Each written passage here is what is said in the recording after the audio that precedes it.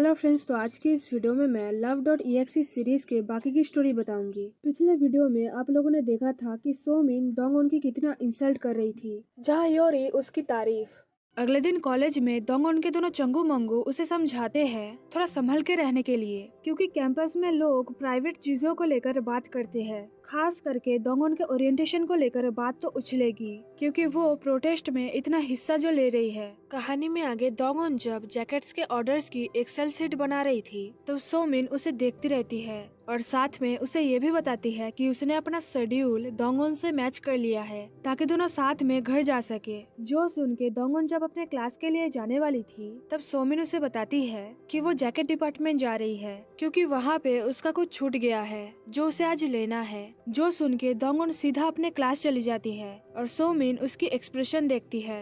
अगले दिन डोंगन को उसके असिस्टेंट बताता है कि जैकेट्स के मटेरियल को चेक करने के लिए उसने जब फैक्ट्री को कॉल लगाया था तो वहाँ से उसे पता चला है कि वो लोग एक जैकेट के लिए जितना चार्ज कर रहे हैं वो अमाउंट देखने में कम है, लेकिन अगर उनकी सेल्स की बात किया जाए तो वो अमाउंट जोड़ने पर फैक्ट्री को काफी प्रॉफिट हो रहा है। जबकि एक और कंपनी भी था जो कम रेट में जैकेट बनाने के लिए रेडी थे, पर मॉडलिंग डिपार्टमेंट ने इसी फैक्ट्री को सजेस्ट किया और इस प्रोजेक्ट को लीड कर रही थी योरी। जो सुनने के बाद डोंगन इमरजेंसी कमेटी में एक मीटिंग रखती है और सबको सारा डिटेल्स बताती है, जिससे कि योरी सबके सामने माफी मांगती है क्योंकि उसे इन सब के बारे में कोई भी आइडिया नहीं था। क्योंकि वो फैक्ट्री उनके सीनियर्स का था इसलिए उसने ट्रस्ट किया था। और डोंगन जब बताती है कि फैक्ट्री ने उनको बताया है कि जितना भी एक्स्ट्रा पैसा उन लोगों ने लिया था वो सब डिपार्टमेंट की पार्टी में खर्च हो गया है, तो योरी कहती है कि वो सबको रिफंड करेगी जितना भी एक्स्ट्रा पैसा उनसे लिया गया है। जिस बात से डोंगन भी सहमत थी क्योंकि यूनिवर्सिटी को एक मौका चाहिए था उनके प्रोटेस्ट को रोकने का और इस कमेटी को डिसॉल्व करने का, तो वो लोग ये चांस नहीं ले सकते हैं चाहे अमाउंट कितना भी कम क्यों ना हो। जो सुनने के बाद योरी कहती है कि वो इस चीज का रिस्पॉन्सिबिलिटी लेगी और फिर अपने चेयरमैन पद से रिजाइन कर देगी, पर डोंगन इसके लिए मना करती है क्योंकि प्रॉब्लम को सॉल्व करने से उनका काम हो जाता। पर दिक्कत ये थी कि योरी को एक्सेल के बारे में कोई नॉलेज नहीं था और सारा काम उसे अकेले करना था। अब क्योंकि ग्रुप प्रोजेक्ट के चलते डोंगन को रात भर कॉलेज में रहना पड़ता, इसलिए वो सोमिन को मना करती है ड्रिंक ना करने के लिए क्योंकि उसे संभालने के लिए वो नहीं होगी और जब तक काम खत्म नहीं होगा वो नहीं जा सकती थी। और तभी डोंगन योरी को देखती है जो अकेली सबके रिफंड को प्रोसेस कर रही थी। तो थोड़ा ब्रेक लेने के बाद योरी जब अपने डेस्क पर वापस आती है तब वो वहाँ पे फूड के साथ एक नोट भी देखती है जिसमें लिखा था कि अगर योरी को एक्सेल में कोई प्रॉब्लम आ रहा है तो वो यूट्यूब देखकर सीख सकती है और फूड का पैसा कमेटी के फंड से लिया गया था, तो इस बात के लिए उसे फिक्र करने की जरूरत नहीं है। जो देखकर योरी समझ जाती है कि ये काम डोंगन ने किया है और इसीलिए वो काफी खुश थी।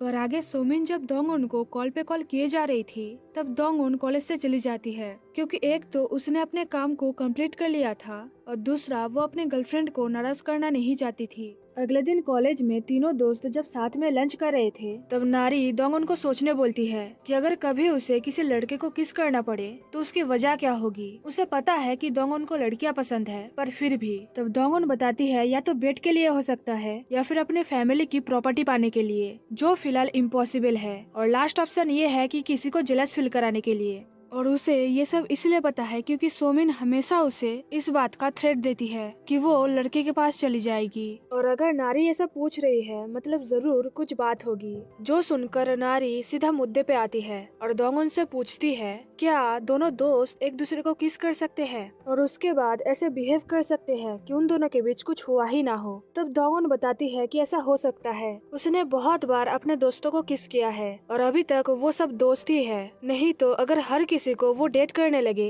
तो वो डिजास्टर होगा। और अगर नारी को जानना है कि वो दोनों क्या है तो वो सीधा उस लड़के से पूछ सकती है, और अगर वो लड़का सिर्फ दोस्त रहने के लिए बोलता है तो वही इस सवाल का जवाब है। जो सुन के नारी डर जाती है क्योंकि दोस्त बनना तो वो नहीं चाहती थी और सन का भी कुछ यही हाल था। फिलहाल बार में सोमिन जब जिद करती है कि वो आज डोंगन के साथ रहेगी और उसे बिल्कुल भी परेशान नहीं करेगी तब डोंगन मना कर देती है क्योंकि अगले दिन उसकी इंटरव्यू था जिसके उसके लिए प्रिपरेशन करना था। तो अगर सोमिन उसके साथ रहेगी तो वो उसे कंप्यूटर को टच भी नहीं करने देगी। और ऐसा एक बार नहीं बहुत बार हुआ है। वो हमेशा उसे थ्रेटन करती है, पर फिर भी सोमिन जब इंसिस्ट करती है तब डोंगन उसे बोलती है इतना कंप्लेन ना करके घर जाने के लिए, जिससे गुस्सा होकर सोमिन पूछती है क्या वो इंटरव्यू स्टूडेंट काउंसिल के लिए है। अगर है तो डोंगन को क्विट कर देना चाहिए, क्योंकि जब दूसरे लोग अपने फ्यूचर के बारे में सोच रहे हैं तब डोंगन स्टूडेंट के भलाई के बारे में सोच रही है, जबकि उसके बारे में किसी को कोई परवाह नहीं है। तो भला डोंगन को इतना मेहनत करने की क्या जरूरत है। और ये बोलकर सोमिन डोंगन से उसका फोन छीन लेती है, जिसका पासवर्ड डोंगन ने चेंज कर दिया था। और ये देखकर सोमिन बिल्कुल भी खुश नहीं थी, और ना ही सोमिन के बिहेवियर से डोंगन खुश थी। कहानी में आगे सोमिन जब रेस्टरूम जाती है तब डोंगन के फोन में एक मैसेज आता है, जिसमें योरी उसे बियर पीने के लिए इनवाइट कर रही थी, पर डोंगन उसे कोई जवाब नहीं देती। पर सोमिन वापस आके डोंगन को बताती है कि उसने अभी अभी अपने एक्स बॉयफ्रेंड को देखा है, जो रेस्टरूम के बाहर अपने गर्लफ्रेंड का बैग पकड़ के खड़ा था, और कभी ये सब चीजें वो उसके लिए करता था, पर डोंगन के वजह से ही वो लेस्बियन बनी है। जो सुन के डोंगन बिल्कुल भी खुश नहीं थी, पर वो कुछ कर भी नहीं सकती थी। अब अगर किसी को समझने में प्रॉब्लम हो रही है तो मैं बता दूं, सोमिन का एक पैटर्न था, उसे लड़के पसंद थे, और वो हमेशा डोंगन को एक लड़के के साथ कंपेयर करती थी, ताकि डोंगन को बुरा लगे और वो बिना कोई सवाल किए उसकी हर बात माने, चाहे सोमिन उसकी कितना भी इंसल्ट क्यों ना करे। कहानी में आगे सोमिन जब दोबारा डोंगन से लड़कों के बारे में बात करती है तब डोंगन उसके बातों पर ध्यान न देके कुछ सोचती रहती है, और यही बात पूछने पर डोंगन जब उसे नहीं बता रही थी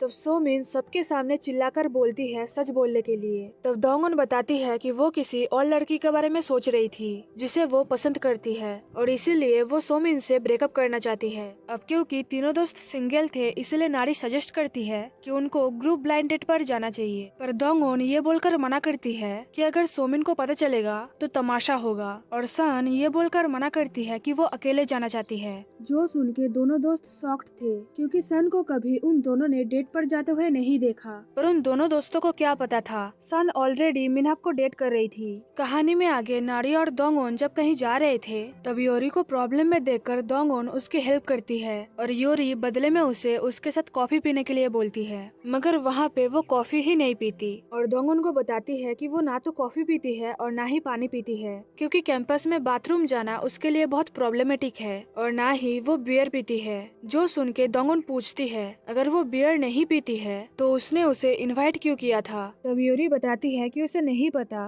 किसी को डेट पर जाने के लिए कैसे पूछते हैं। गूगल करने पर उसे जो आइडिया बेस्ट लगा उसने वही यूज किया, और साथ में योरी ये भी बताती है कि वो सेमेस्टर के पहले दिन से ही डोंगन को पसंद करती है, वो उसे डेट करना चाहती है, पर उन दोनों की सिचुएशन काफी कॉम्प्लिकेटेड है। पहली बात तो वो दोनों लड़कियां हैं और वो डिसेबल्ड भी है, और डोंगन ऑलरेडी किसी और को डेट कर रही है, तो शायद उन दोनों का दोस्त रहना ही बेस्ट ऑप्शन है। पर डोंगन बताती है कि वो दोनों दोस्त नहीं बन सकते हैं। पहली बात तो ये है कि डोंगन उससे काफी बड़ी है, और दूसरी बात वो किसी को डेट नहीं कर रही है, उसका ब्रेकअप हो गया है। जो सुन के योरी कहती है कि डोंगन को इस बात का अनाउंसमेंट करना चाहिए था, उसके पास जो इन्फॉर्मेशन है वो आउटडेटेड हो गया है। जो सुन के डोंगन हंसती रहती है, और फिर कहानी में आगे हम देखते हैं इमरजेंसी कमेटी के सारे मेंबर्स डीन से सवाल पूछते हैं कॉलेज का सारा पैसा उन लोगों ने कहाँ खर्च किया है, और गंगनाम कैंपस के पैसों का क्या हुआ, वहाँ पे डिपार्टमेंट बंद क्यों किया गया। या तो डीन इन सब सवालों का जवाब दे, नहीं तो रिजाइन कर दे। जो सुनकर डीन कहते हैं कि वो इन सब को देख लेंगे। तो रात को कैंपस में जब इमरजेंसी कमेटी के मेंबर्स हर जगह पोस्टर लगा रहे थे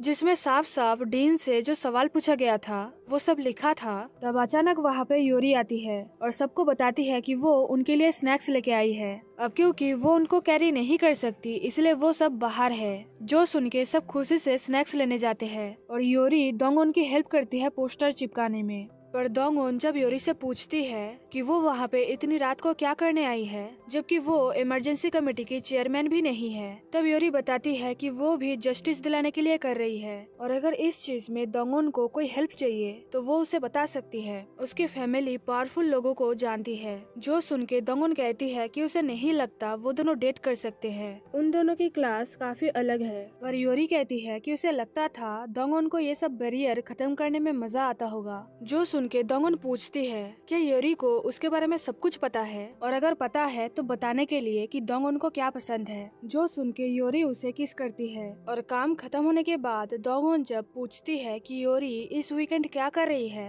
तब योरी कहती है कि वो उससे मिलना चाहती है। तो दोंगन पूछती है वो क्या करना पसंद करेगी। तब योरी बताती है कि जहाँ पे दोंगन होगी वहाँ उसे अपने आप मजा आएगा। और अगले दिन इमरजेंसी कमेटी में कॉलेज की तरफ से एक लीगल नोटिस आता है कॉलेज की प्रॉपर्टी को डैमेज करने के लिए, और सीसीटीवी फुटेज भी ऑल्टर किया गया था। तो वो कहीं से भी खुद को इनोसेंट प्रूफ नहीं कर सकते थे। पर दोंगन जब इन सब से ना डर के ऑनलाइन प्रोटेस्ट करने के बारे में सोच रही थी, तब बाकी सब हाथ पीछे कर लेते हैं क्योंकि उनके सामने फ्यूचर है, उनको जॉब भी करना है। लीगल चीजों में अगर फंस गए तो उनको जॉब कौन देगा, और इसलिए वो दोंगन को भी प्रोटेस्ट करने के लिए मना करते हैं। आखिर फ्यूचर का जो सवाल था, इधर योरी को उसकी माँ कॉल करके बोलती है कॉलेज के झमेले से दूर रहने के लिए, और खास करके उस लड़की से जिसे वो डेट कर रही है, क्योंकि वो इस रिश्ते को एक्सेप्ट कभी नहीं करेंगे। पर योरी कुछ नहीं सुनती और फोन रख देती है और दोंगन को दूर से देखती रहती है, जो बहुत सैड थी। और फिर कहानी में आगे तीनों दोस्त एक दूसरे से लड़ते हैं क्योंकि तीनों को एक दूसरे के लाइफ के बारे में कोई आइडिया नहीं था। वो चारों मिलकर जो प्रोजेक्ट बना रहे थे, नारी और दोंगन उस ऐप को सेल करना चाहती थी, पर सान ऐसा नहीं चाहती थी क्योंकि उसे कॉलेज के कॉन्टेस्ट में पार्टिसिपेट करना था ताकि जीतने पर वो यूएस जा सके। जो सुन के नारी और सन जब एक दूसरे से लड़ रहे थे, तब वो देखकर दोंगन पूछती है क्या उन दोनों को कोई भी आइडिया है उसके साथ क्या हो रहा है। उसे अभी अभी डिसिप्लिन कमेटी से नोटिस आया है। अब क्योंकि ग्रुप में उसका नाम है और इमरजेंसी कमेटी की चेयरमैन वो है, तो वो नहीं चाहती थी उसके वजह से उसके दोस्तों को कोई प्रॉब्लम हो, कॉन्टेस्ट में उनको पार्टिसिपेट करने से रोका जाए या फिर कंटेस्ट ही रद्द कर दिया जाए, क्योंकि वो प्रोटेस्ट कर रही थी और इसीलिए वो उस ऐप को सेल करना चाहती थी। वो सबके बारे में सोच रही थी, लेकिन किसी ने भी उसके बारे में नहीं सोचा। और ये बोलकर दोंगन जब वहाँ से जा रही थी, तब दोनों दोस्त उसके पीछे जाते हैं पूछने के लिए कि उसके साथ क्या हो रहा है और उसे नोटिस क्यों आया है। मगर तभी कॉलेज में एक वीडियो सर्कुलेट होता है। इमरजेंसी कमेटी ने कॉलेज की प्रॉपर्टी को डैमेज किया है। कुछ स्टूडेंट अपने पर्सनल एजेंडा को पूरा करने के लिए बाकी सब स्टूडेंट्स की नुकसान कर रहे हैं, उनको ढंग से क्लास तक नहीं करने दे रहे, जबकि सबको पता है कि यूनिवर्सिटी में फाइनेंशियल क्राइसिस है। तभी दो डिपार्टमेंट को मर्ज किया गया है, जो देखकर चारों शॉक्ड हो जाते हैं क्योंकि मिनहक को पता था उसने ये सब बोला नहीं था, और बाकी तीनों को ये विश्वास था कि मिनहक ऐसा नहीं कर सकता, ये जरूर कॉलेज का चाल है। ठीक वैसे ही जैसे प्रॉपर्टी डैमेज के लिए उनको ब्लेम किया गया था। कहानी में आगे अब बारी आती है कॉलेज की उस कॉन्टेस्ट की जो लाइव टेलीकास्ट हो रहा था, और सारे स्टूडेंट्स अपने ऐप को प्रेजेंट करने के लिए रेडी थे, मगर सन अपने ग्रुप में अकेली थी। दोंगन को एक्सपेल कर दिया गया था और नारी उसके साथ प्रोटेस्ट में हेल्प कर रही थी, और मिनहक शूट पर गया था। आगे योरी दोंगन को कॉल करके बुलाती है क्योंकि कॉलेज में रैंप वाला एंट्रेंस बंद कर दिया गया था,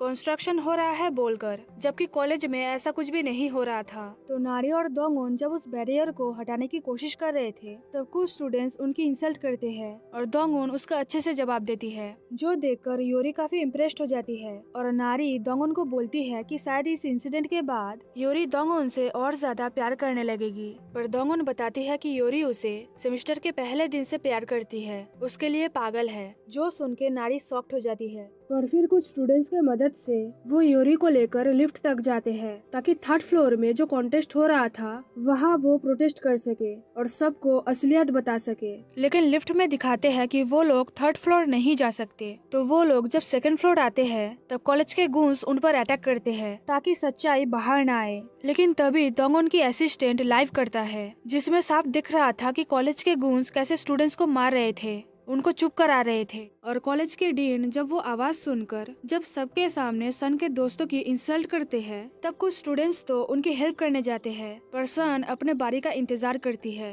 और फाइनली जब उसे मौका मिलता है अपने ऐप को प्रेजेंट करने का, तब वो अपने ऐप को प्रेजेंट तो करती ही है, पर साथ में कॉलेज का पर्दा भी फाश करती है। सबको सारा डॉक्यूमेंट्स और वीडियो प्रूफ दिखाती है जो उसने हैक करके लिया था। अब क्योंकि ये सब लाइव टेलीकास्ट हो रहा था, तो डीन सब बंद करके सन को थ्रेट देते हैं, मगर तब तभी उसके दोस्त आके डीन को एक रूम में लॉक करके रखते हैं जब तक वो रिजाइन नहीं देता। और उतनी देर में वहाँ पे मिनहक भी आ जाता है अपने दोस्तों को सपोर्ट करने के लिए। अब क्योंकि कॉलेज में इलेक्ट्रिसिटी नहीं थी तो सारे कपल्स एक दूसरे को किस करने लगते हैं और नारी सोचती है कि वो सिंगल क्यों है, मगर वो इस बात से भी शॉक्ड थी कि सान मिनहक को डेट कर रही है, जबकि दोंग उनको आइडिया था। मगर यहीं पे बात खत्म नहीं हो जाती। सारे स्टूडेंट्स मिलकर डिसाइड करते हैं कि वो इस प्रॉब्लम का अंत देखकर रहेंगे और यहीं पे ये सीरीज खत्म हो जाती है और साथ में हमारा वीडियो भी। अगर किसी को कोई मूवी से सीरीज की एक्सप्लेनेशन सुनना हो तो वो लोग कमेंट में बता सकते हैं। Thanks for watching guys.